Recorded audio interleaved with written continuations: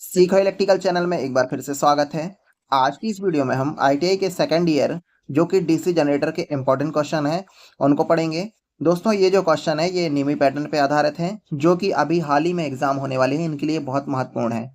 दोस्तों आप हमारे चैनल से जुड़े रहिए, चैनल को सब्सक्राइब कीजिए और बेल आइकन को प्रेस कीजिए ताकि आपको ऐसे ही नोटिफिकेशन और अपडेट डेली मिलता रहे।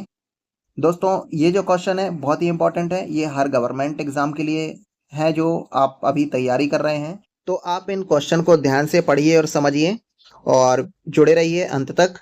सबसे पहला क्वेश्चन है हमारा, क्वेश्चन नंबर पहला, जिस विधि से डीसी जनरेटर में विद्युत वाहक बल प्रेरित होता है वह कहलाता है। यानी हम डीसी जनरेटर में ईएमएफ जनरेट करते हैं वो किस प्रकार से करते हैं। इसके ऑप्शन है, ऑप्शन ए ऊष्मीय, ऑप्शन बी स्थितिज, ऑप्शन सी गतिज और ऑप्शन डी रासायनिक।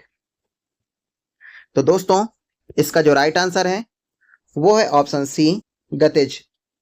इनके अलावा जो हमारा ऊष्मीय है इस पे हमारा सोलर सेल या फोटो इलेक्ट्रिक सेल आधारित है और जो रासायनिक है ये हमारा सेल या बैटरी इस पे आधारित है। इनके अलावा हम नेक्स्ट क्वेश्चन देखते हैं। क्वेश्चन नंबर सेकंड है हमारा, डीसी जनरेटर का कार्य सिद्धांत है, यानी हमारा डीसी जनरेटर है वो किस सिद्धांत पे काम करता है। इनके ऑप्शन है, ऑप्शन ए लेंज का नियम, ऑप्शन बी सह प्रेरण का नियम, ऑप्शन सी फैराडे का विद्युत चुंबकीय प्रेरण का नियम और ऑप्शन डी ओम का नियम। तो दोस्तों इसका जो राइट आंसर है वो है ऑप्शन सी फैराडे का विद्युत चुंबकीय प्रेरण का नियम।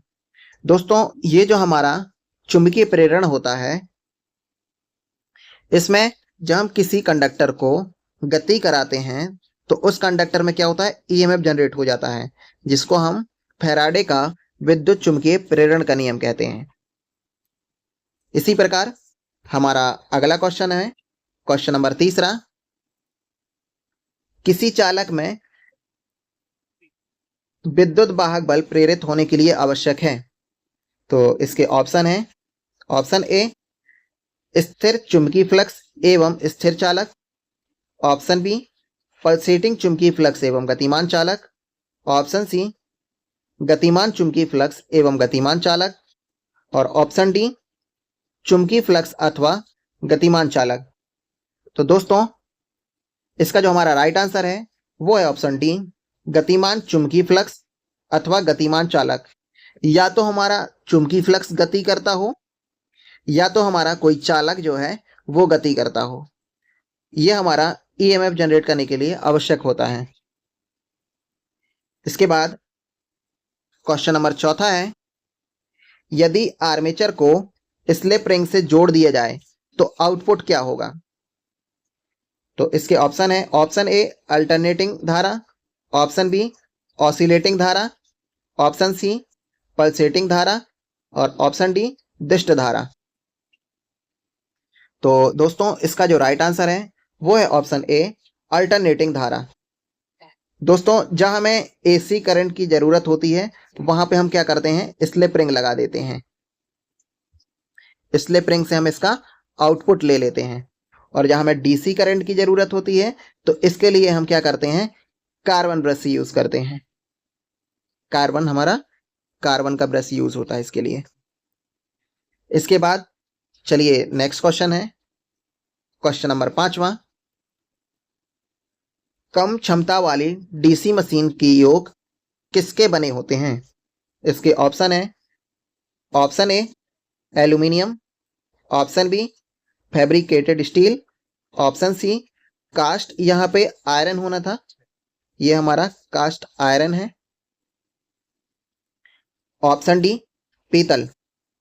तो दोस्तों इसका जो राइट आंसर है वो है ऑप्शन सी कास्ट आयरन। जो हमारी छोटी मशीन के योक होते हैं वो कास्ट आयरन के बने होते हैं और जो बड़ी मशीन के योक होते हैं वो हमारे कास्ट स्टील के बने होते हैं। कास्ट स्टील के बने होते हैं बड़ी मशीन के योक। इसके बाद नेक्स्ट क्वेश्चन है हमारा, क्वेश्चन नंबर छठवां, कम्यूटेटर सेगमेंट के मध्य प्रयोग किए जाने वाला चालक है। यानी जो हमारा कम्यूटेटर होता है उनके बीच हम एक अचालक यूज करते हैं, वो कौन सा पदार्थ है? तो इसके ऑप्शन है, option A empire cloth, option B अभ्रक, ऑप्शन सी लकड़ी और ऑप्शन डी वार्निश। तो इसका जो राइट आंसर है वो है हमारा ऑप्शन बी अभ्रक। दोस्तों जो हम कम्यूटेटर सेगमेंट में यूज करते हैं वो हम अभ्रक यूज करते हैं। चलिए नेक्स्ट क्वेश्चन देखते हैं।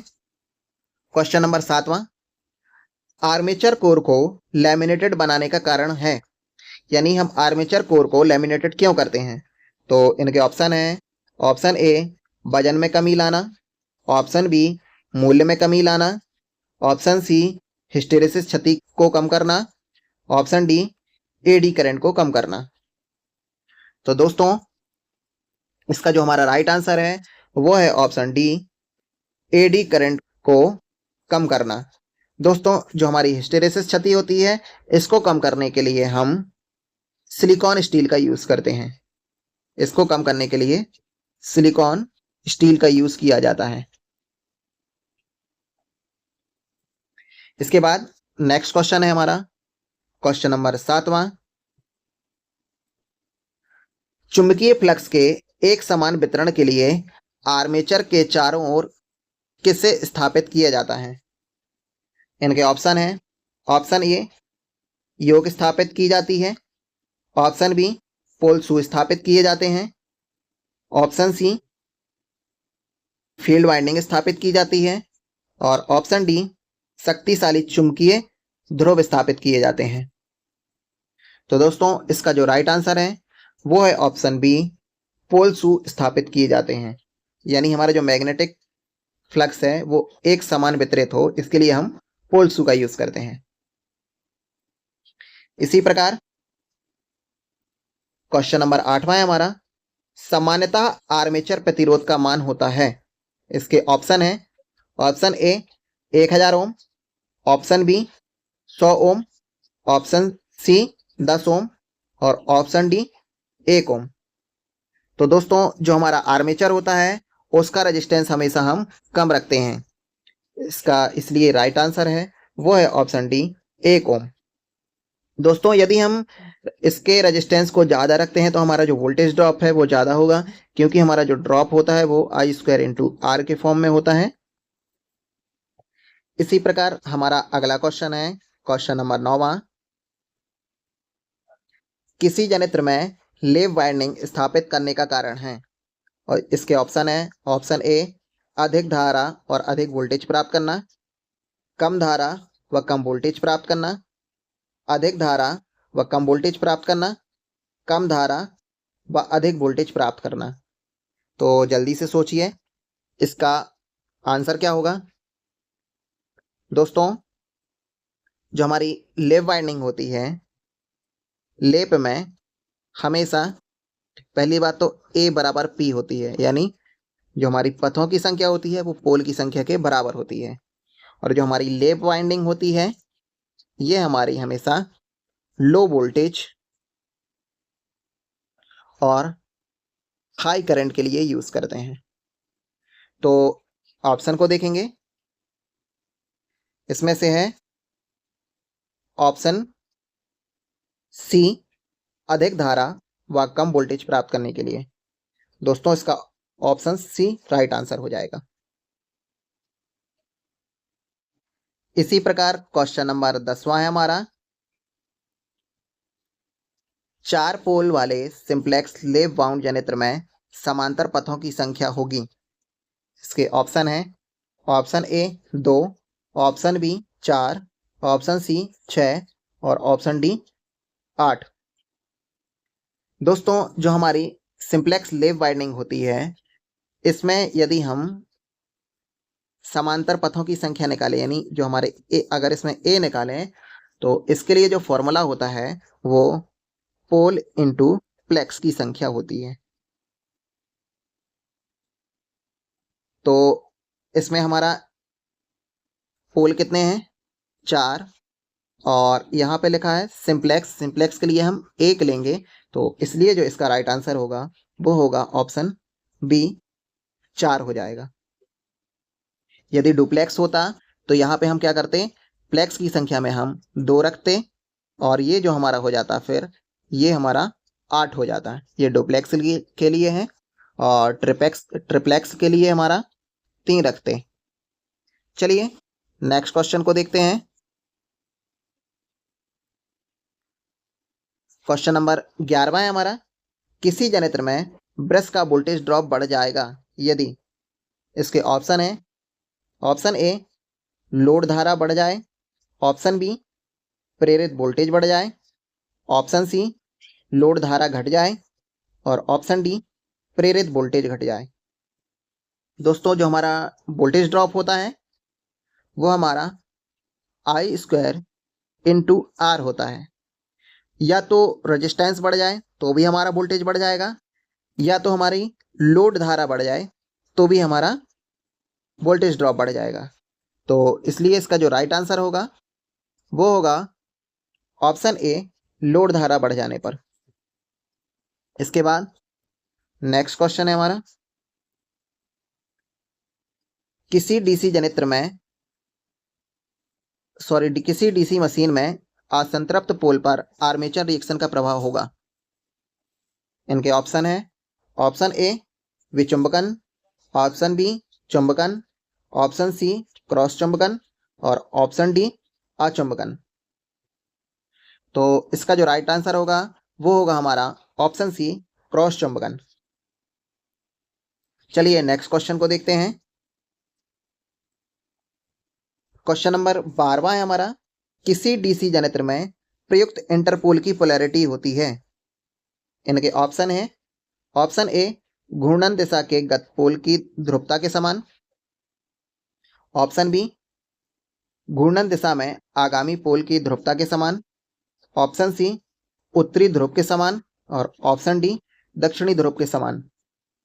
दोस्तों इसका जो राइट आंसर होगा वो होगा ऑप्शन बी, घूर्णन दिशा में आगामी पोल की पोलैरिटी के समान।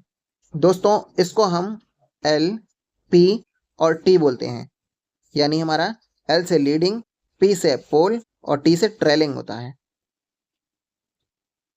इसी प्रकार नेक्स्ट क्वेश्चन है हमारा क्वेश्चन नंबर 12वां,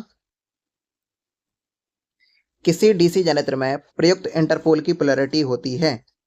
इनके ऑप्शन है, ऑप्शन ए घूर्णन दिशा में गत पोल की पोलैरिटी के समान, ऑप्शन बी घूर्णन दिशा में आगामी पोल की पोलैरिटी के समान, ऑप्शन सी उत्तरी ध्रुव के समान, और ऑप्शन डी दक्षिणी ध्रुव के समान।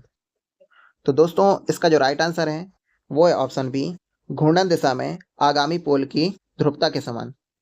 दोस्तों ये जो हमारा आगामी पोल होता है इसको हम एल, पी और टी बोलते हैं। एल से हमारा लीडिंग, पी से हमारा पोल और टी से हमारा टिप होता है। और ये गत पोल जो होता है इसको हम टी, पी और टी बोलते हैं। टी से ट्रेलिंग, पी से पोल और ये हमारा टी से टिप होता है। इसी प्रकार क्वेश्चन नंबर 14 है हमारा, डीसी जनरेटर में इंटरपोल का संयोजन होता है, यानी हम एक डीसी जनरेटर में इंटरपोल का कनेक्शन कैसे करते हैं। इनके ऑप्शन है, ऑप्शन ए आर्मेचर के सीरीज में, ऑप्शन बी आर्मेचर के समांतर क्रम में, ऑप्शन सी लोड के सीरीज में, और ऑप्शन डी लोड के समांतर में। बहुत ही इंपॉर्टेंट क्वेश्चन है दोस्तों।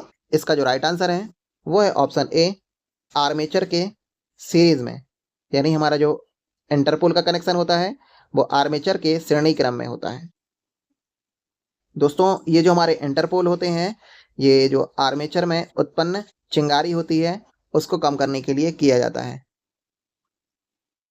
इसी प्रकार हमारा इस वीडियो का सबसे आखिरी क्वेश्चन है क्वेश्चन नंबर 15वां, डीसी जनरेटर की दक्षता होती है। इनके ऑप्शन है, ऑप्शन ए 60 से 80%, ऑप्शन बी 70 से 80%, ऑप्शन सी 85 से 95%, और ऑप्शन डी 100 यानी 100%। दोस्तों हमारे जो प्रतिशत का जो फॉर्मूला होता है दक्षता का, वो हमारा आउटपुट बटे इनपुट इनटू हमारा 100 होता है। इसका हमारा जो राइट आंसर है वो है ऑप्शन सी, 85 से 95%। उम्मीद है दोस्तों ये क्वेश्चन आपको समझ में आए होंगे, वीडियो पसंद आई होगी। वीडियो को लाइक कीजिए, चैनल को सब्सक्राइब कीजिए और ही ऐसे अपडेट पाने के लिए बेल आइकन को प्रेस कीजिए। और आप हमारे चैनल से जुड़े रहिए। आप हमारे व्हाट्सएप ग्रुप से भी जुड़ सकते हैं, जिसका नंबर हमारा नीचे दिखाया गया है।